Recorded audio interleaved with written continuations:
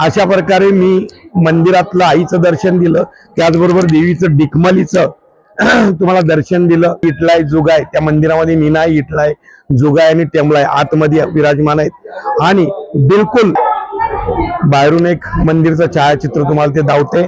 आणि त्याचबरोबर आज पूर्वीच्या काळातल्या काही दुखावलेल्या काही अशा साईटला त्यांनी काढलेल्या मंदिर साईटला एक तयार करून त्याच्यामध्ये मांडणी केली, त्याची तुम्हाला मी दावतोय. खूप पूर्वीच्या काळातले प्राचीन काळातल्या मूर्ती आहेत आणि आता नवीन मूर्त्या मंदिरामध्ये जॉईन झाल्यात. आजचं क्लायमेट बघायला गेलं तर भरपूर प्रमाणात चेंज आहे. धुकं बीक आहे, खाली होतं तर एकदम प्रचंड ऊन होतं आणि आता इथं प्रचंड असं धुकं आहे आणि त्या धुक्यातून आम्ही वरती आलोय. असं वाटायला आलं की पूर्व 1 महिन्यापूर्वी मी उत्तराखंडची ट्रिप केली, सेम सिस्टम सेम क्लायमेट होतं. आईच्या ठणकाव आल्यानंतर इथं वैष्णवी देवीचं जे क्लायमेटचं जे बदल धावतं, वैष्णवीला गेल्यानंतर तुम्हाला डोंगरातनं वातावरण कसं असतं काय असतं ते क्लायमेट तुम्हाला इथं बघायला मिळेल थोडस.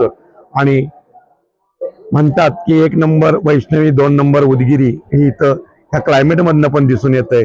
एवढं बोलून बऱ्यापैकी मंदिरचं तुम्हाला दाखवलं. त्यानंतर आता इथं थांबायची वेळ आली. महाकाली महालक्ष्मी महासरस्वती मीनाई इटलाय जुगाय टेंबलाय. जय माताजी.